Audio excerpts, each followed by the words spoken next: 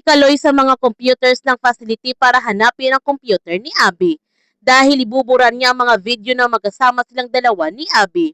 Ngunit nabigo nito si Kaloy sa kanyang misyon dahil nakita siya ni Mariela at nagwala ito nung nakita niya si Kaloy at hinahanap niya kung nasaan si Bea.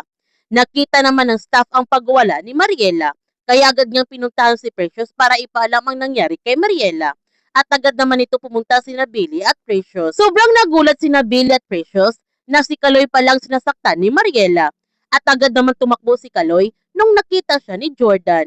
At hinabol naman ito kaagad ni Jordan si Kaloy. Sa kanilang paghahabulan, nabangga naman ito si Kaloy ng sasakyan at agad nila ito isinugod sa ospital. Sumama naman si Jordan para bantayan niya si Kaloy. Sinabihan ni Precious si Billy na yung Kaloy na yon, kilala siya ng kanilang isang outpatient nila. Galit na galit ito kay Kaloy, kaya agad nila pinuntahan si Mariela para tanungin ito kung ano ang nangyari. Ang sagot ni Mariela na ilalayo ni Kaloy ang kanyang anak at hindi siya nito papayag. Nagtanong nito si Billy kung sino ang kanyang anak. Ang sagot ni Mariela na Bea ang pangalan ng kanyang anak. Sinabihan ni Precious si Mariela na walang ang Bea dito sa kanila. Kanina pa nila ito sinasabi sa kanya. Ang galit na sabi ni Mariela na mga sinungaling sila. Kung wala dito si Bea, bakit nandito yung Kaloy? Si Bea naman ang pinupuntahan nun dito. Pareho-pareho silang mga ginagawa siyang tanga.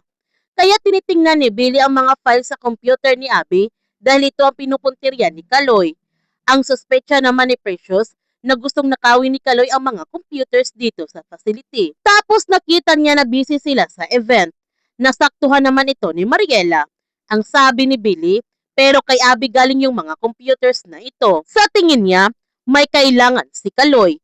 Habang tinitingnan ni Billy ang mga files ng mga computers ni Abby, nagulat siya nito nung nakita niya ang video na magkasama sina Abby at Kaloy. Kaya pinuntahan nila Billy at Precious si Mariela sa clinic para ipakita nito ang video. At tinanong nila ito kung kilala ba niya ang kasama ni Kaloy. Ang sabi ni Mariela na yan ang kanyang B. Nagtanong nito si Billy na Abby, anak ba niya si Abby? Ang sagot ni Mariela na hindi yan si Abby. Yan si Bea, yung anak niya. Nagtanong nito si Precious, yung Bea na hinahanap niya sa kanila dito. Ang sagot ni Mariela na oo, pero anak din niya si Abby. Kaya lang, wala na ito. Patay na. Samantala, binabantayan naman ni Jordan si Kaloy sa ospital at baka tumakas pa ito. Ngunit hindi pa gumigising si Kaloy. Inihatid naman nila Precious at Billy si Mariela sa pag-uwi para makausap nila si Bea kung ano ang kanilang kaugnayan ni Kaloy. Dito na nga ipinakita ni Mariela kina Billy at Precious kung sino talaga si Abby at humingi siya ng pasensya nung nagwala siya sa facility kanina. Kaya pala hindi nila kilala si Bea dahil iba ang pangalan na ginamit at hindi niya maintindihan kung bakit yung ginawa ni Bea. At nung nakita ni Mariela si Kaloy, bigla na lamang kumulo ang kanyang dugo dahil pakiramdam niya na masamang impluwensya si Kaloy sa kanyang anak. Mga ilang sandali nag-text naman si Bea kay Mariela na pauwi na ito. Kaya inibitahan ni Mariela sina Billy at Precious, nandito na sila maghapunan. Pero nung nakita ni Bea ang sasakyan ni Billy, agad niyang tinext ang kanyang ina na hindi na siya makakauwi. Kaya humingi nito ng tawad si Mariela kina Billy at Precious na hindi makakauwi ang kanyang anak. Kaya agad na nito nagpaalam si Billy at Precious kay Mariela na uuwi na sila. Ngunit alam ni Billy na natunugan ni Bea na nandito sila kaya hindi ito nagpakita sa kanila.